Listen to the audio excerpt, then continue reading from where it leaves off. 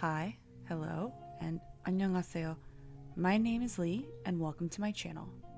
Today I will be reviewing and discussing 3 feature films and 1 short film, each from South Korea of course, with LGBT elements, but with a focus on queerbaiting.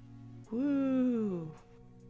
Queerbaiting is relatively new terminology in the media discourse, but not necessarily a new practice. There are quite a few definitions, but I find this one to be the most broad and applicable to our discussion, which is when queerness as an identity is, quote, being used as a mere marketing ploy, a plaything for creatives, a mark of edginess, or a commodity. Now, queerbaiting can be used to attract queer or liberal audiences with the promise of representation, but that is not the case in our examples. Instead, the suggestion of queer sexuality is employed to market how salacious a film is, as a major plot twist to ratchet up the edginess of a story, and as mere heterosexual-oriented metaphor rather than actual exploration of said identities. Each of these cases lean towards the heterosexualization of homosexuality. If you recall, I brought that up in my review of Bungee Jumping of Their Own, where I loosely defined it as the attempt to fit queer identities and sexuality into straight logic, specifically with that film's approach to past lives as an explanation for queerness. In the context of these films, it's more accurately an aesthetic heterosexualization of homosexuality. This means the filmmakers visually cue or appropriate queer sexuality for these films, primarily between women, for the consumption of straight, mostly male audiences. Women kiss, and suddenly, it's inexplicably sexy. It's a shocking display of deviance, and yet it's not a valid expression either. It's not love, and maybe it's not even real. And you know what's a bad sign? All 4 of these examples have the exact same setup for potential women loving women action: an unhappy heterosexual marriage, a cheating husband, an oblivious wife, and the sudden appearance of an enticing mistress. So not a baiting premise at all, just a couple of hets finding their unicorn and how it completely unravels their lives. Let's jump in.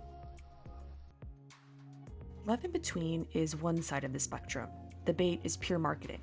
The poster, the trailer, they promise illicit sex, betrayal, and steamy baths. The plot follows a doctor and her professor husband who separate after their seemingly perfect marriage is shattered by his affair with one of his students. Ooh, double the salaciousness. The wife ends up seeking out the mistress and befriends her without the latter knowing her real identity. Yeah, nothing gay happens here, despite what Wikipedia has it listed under or what the trailer may suggest. It's just heterosexual nonsense. Next. From the title, you can probably guess this film is about adultery and the taboo. Well, kind of. The Scarlet Letter follows a horny, philandering cop trying to solve a murder case while bouncing back and forth between his pregnant wife and his mistress, who are actually schoolmates. I won't go too much into the plot, as it's a rather convoluted thriller, but the film itself, at the time, was considered very controversial and provocative, mostly pertaining to its on-screen depictions of nudity, sex, and violence, as well as the untimely passing of one of its stars, Yoon-ju, easily the bright spot of this sleazy motion picture. There is, however, a lesbian twist towards the end of the film. It's on screen for 2 minutes, and that's about it. And let's just say, it doesn't end well for the town bisexuals. So here, we've been baited, but the follow-up is severely lacking in screen time and only used as a risque third-act plot revelation. Mostly more heterosexual nonsense. Next.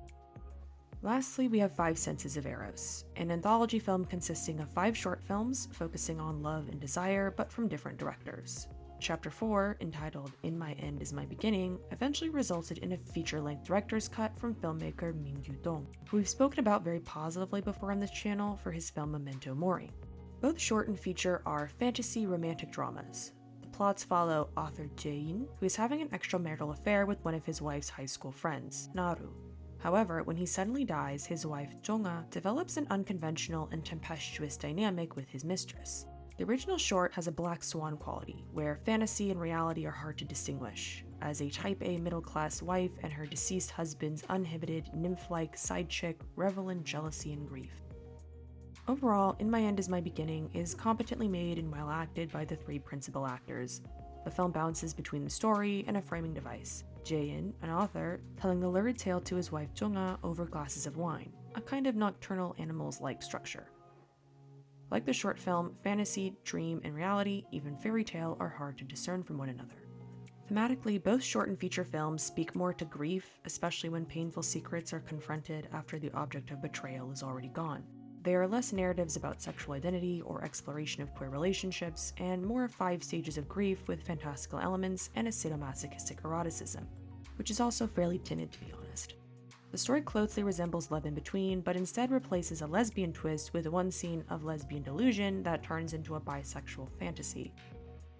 Basically, Jong-ah imagines a sexual encounter with Naru, but her object of desire switches surreally between Naru and Jae.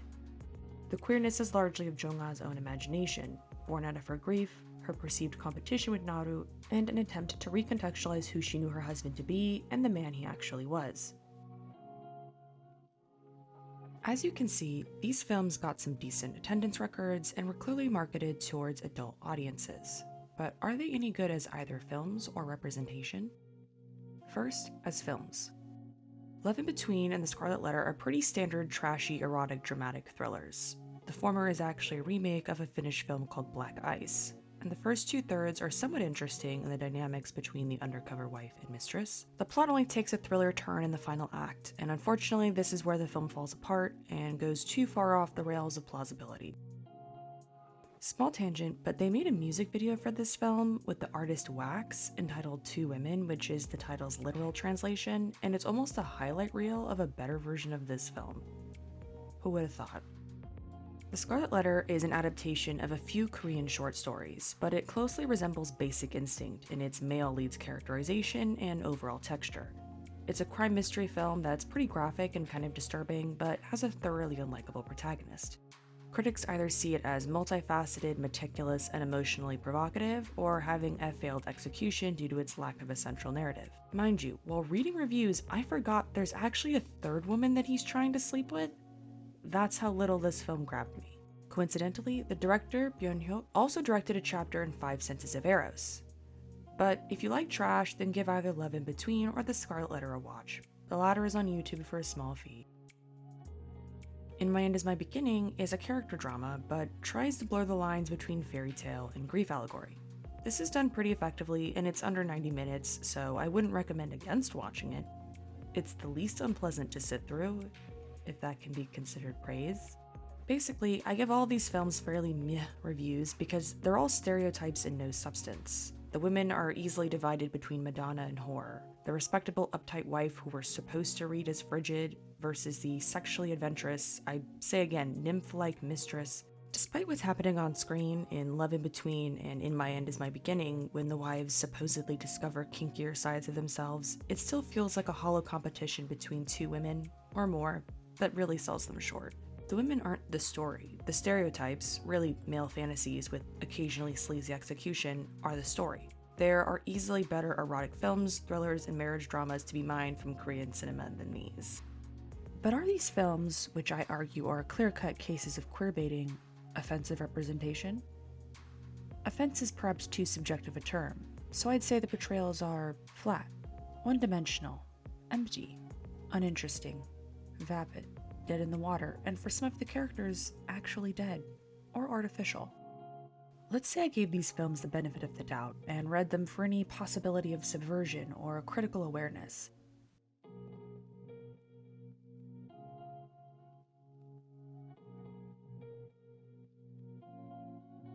Well, in these films, heterosexual marriage is depicted as a failed institution. The male partners are emotionally immature, apathetic, chauvinist, and incapable of commitment or honesty. Even marriages with perceived strengths, ambitious, upwardly mobile, and financially comfortable, are not immune to failure. The female partners, most of them at least, find greater emotional honesty for themselves and with others through deeper relationships with other women. Now, are any of these narrative choices intentionally critical, or self-aware, or deconstructive? Probably not. I'm giving these films too much credit. They're meant to be entertaining, to someone I'm sure, not necessarily to question the culture they're arising from. They have a whole host of problems, not just for their queerbaiting scenarios, but their sentiments towards women generally. In the worlds of these films, there are only 2 types of women: wives or the other woman, vanilla or manic pixie heathens. The man's infidelity is always attributed to the wife's supposed lack of sexual excitement, her perceived frigidity. The men always need more, and it is the wife, by the end of the film, who is forced to change.